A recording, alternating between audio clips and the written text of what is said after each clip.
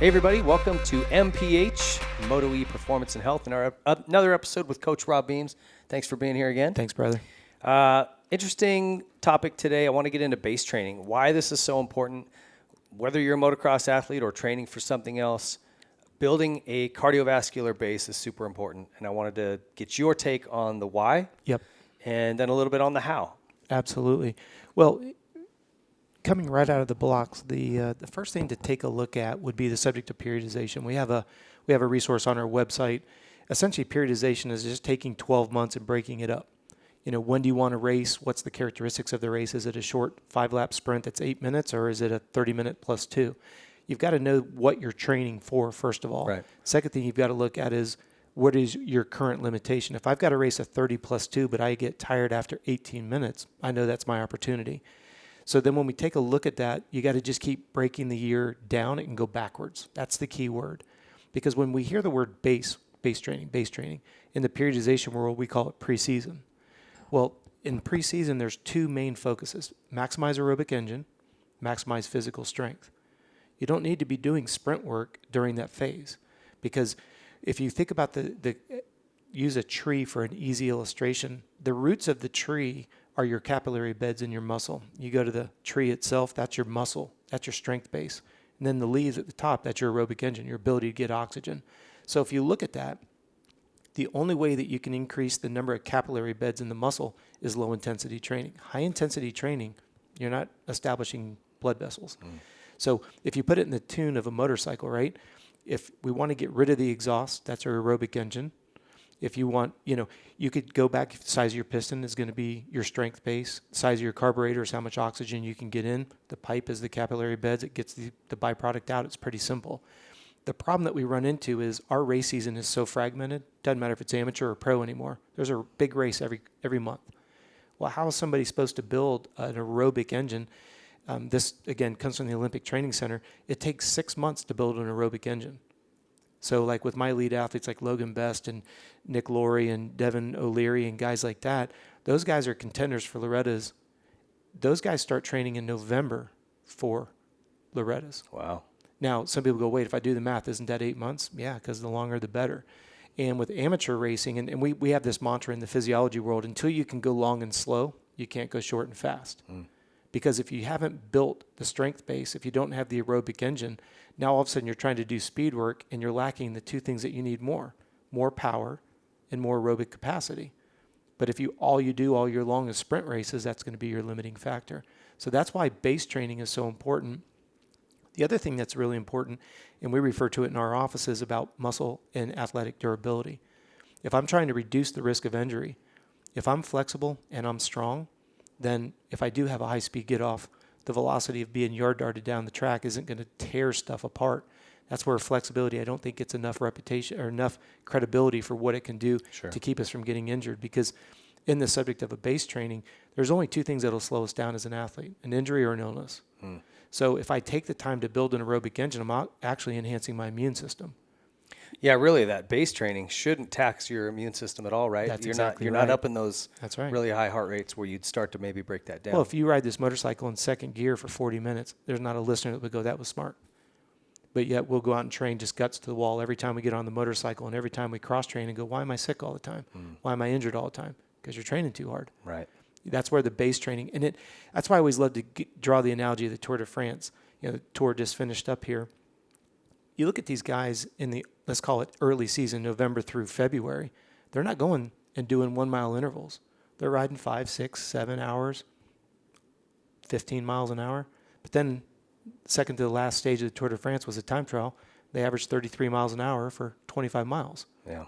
You got to go slow before you can go fast. Yeah. So that's where I think the preseason and the base training really matters. And there was something that was always passed along to me in terms of, you don't know heart rate specifically, but if you're out on a bike ride or a jog with somebody and you're trying to build this aerobic base, longer and slower, and that pace would be, you want to be able to carry on a conversation with somebody. That's right. If you're breathing so hard that you can't talk, you're like, shut up, I'm trying to run. That's right. You're going too fast, slow down.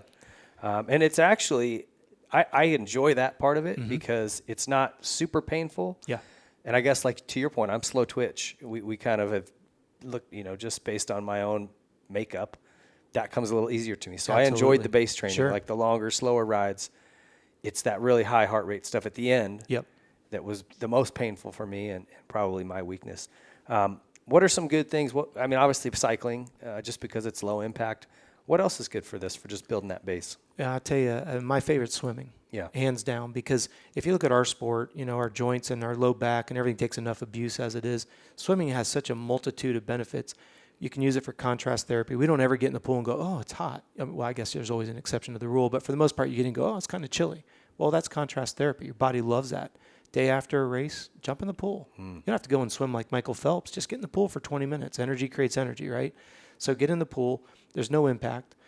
Nothing's going to build your cardiovascular engine like swimming. You're holding your breath every other stroke. Yeah. So you're going to get that cardiovascular benefit, low impact. Again, you don't have to go in there and swim guts to the wall. For those of you that are new to swimming, shoot yourself with a video, send it to me. We do this with our triathletes all the time, all around the world. Because, if you're out there struggling to swim, it could become counterproductive and become more, more work than it needs to be. But that's always my go-to. I'm a big fan of cycling, whether it be mountain bike or road bike. Depending, I'm going to sound like a hypocrite here. If you come from a running background, sure, you can run, but run off road. Yeah. But then you got the Concept 2 ski ergs, you got the Concept 2 rowers, the specialized bikes. They're just anything really can be used. Anything can be used. I find some of those indoor tools, when you're trying to go for an hour, 2 hours, 3 hours, it's brutal. I can't do it. I lose my mind. Yep.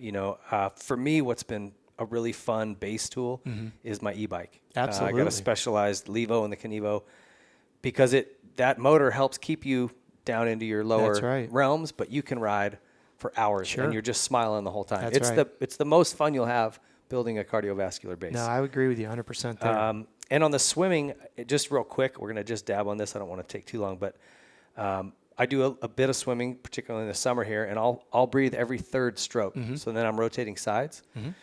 I just don't want any, sometimes the one side of your neck will get sore. You can twist yourself up, but it forces your speed because at a point you're like, I need more air. I need to speed up the rhythm. And it trains you how to just control your heart rate. At least for me, because when I start out, I always, again, spikes a little bit. You got to warm up somehow, right? Absolutely. And then once I get through like maybe the first 10 minutes, I just get into a rhythm and it becomes easier. And then I can start actually going a little quicker, and I find that ceiling of like, oh, no, that's too fast. Absolutely, yeah. Well, you brought up something that's really cool because, like I said, our largest business segment is actually triathlons. Our whole endurance division, mountain bikers, road cyclists, triathletes. So this is our wheelhouse big time. What I find interesting, you don't even realize it. What you were talking about breathing, that pattern is called bilateral breathing. What that does is if in between your shoulder blades, you have these muscles called the rhomboids. When you breathe alternating sides, you don't overwork one side. So you create muscle symmetry. Remember, we talked about it in another show when we talked about the balance between the top of the legs and the bottom of the legs, muscle symmetry. Changing up that pattern of breathing balances out the muscles in the back of your shoulder so you don't get that cricked neck that you were talking about. Well, it's hard for some people, but once you get the hang of that. But if the listeners understand the benefits of it, even though it's frustration to learn how to do it, if you understand the benefits, you'll be more patient and say, you know what, it's frustrating as heck, but the long-term benefits are there. So yeah, absolutely. That's what makes it a lot of fun. So anything else that folks need to learn? Is there any specifics with diet or obviously stay hydrated when you're on a ride that long? Anything else they need to think about as they're trying to build that cardiovascular base? It goes back to what we've said in almost every segment when the heart rate comes up is knowing what your accurate zones are. We have heart rate protocols on our website that you can ascertain what your true max heart rate is per discipline. That's a really big mistake people make. But the idea is make sure and this is an oxymoron, make sure you don't go too hard on your easy workouts. Yeah. That's where a heart rate monitor, that's why I'm such a big fan of Garmin and the dashboard, because if you're dealing with any of our listeners, we usually have one gear. That's pin it. Yeah. Right? So what we perceive as easy is really not physiologically easy. Yeah. This is where it becomes a governor where it's like, look, don't go above zone 2. Well, if you know what yours is, you stay right there. Another thing I'll use if I'm on a cycle by myself, I probably look crazy, but I'll sing because I'm usually listening to music. Yeah. And if I can't sing along, slow it down. I'm like, okay, I'm going too fast. That's right. So we call it the solo test, but yeah, it works. Yeah. I look like a real ass going down the road, singing out loud. I have a terrible voice, but it's a good way to just tell where you're at. And we can do another show on strength training all by itself, but just remember, you got to lift weights specific to our sport, and that's a 3-dimensional plane. Yeah, we're going to get into that. Strength training is going to be its own show. But in that Stay base tuned. season, though, during that preseason base, you remember, that's when it's most critical, right? Don't worry about putting on muscle mass. That's okay. It'll drop when we get into the pre-competitive side and we start dropping some intervals, but get strong. That's what that base is all about. That's what's hurting our pro guys. The season just gets longer and longer and longer and longer. There is no off season because you have to have the off season to fully recover and decompress. But then when you go into a preseason, that needs to be ideally 16 to 20 weeks long. They don't have that. Well, and this is why we're seeing more chronic fatigue syndrome. This is why we're seeing guys burn out and retire by 26, 7. Yeah, it's ridiculous. Which is insane, right? So anyway, if for more information, get over to CompleteRacingSolutions.com. Lots more info over there on this. And you can always reach out to Robb. Something I've always appreciated about you is you're very accessible. Try to be. Somebody has a question, it's gonna get answered, eventually. So we'll do our best. Go look at all the different tools he's got to make you a better athlete and human over there.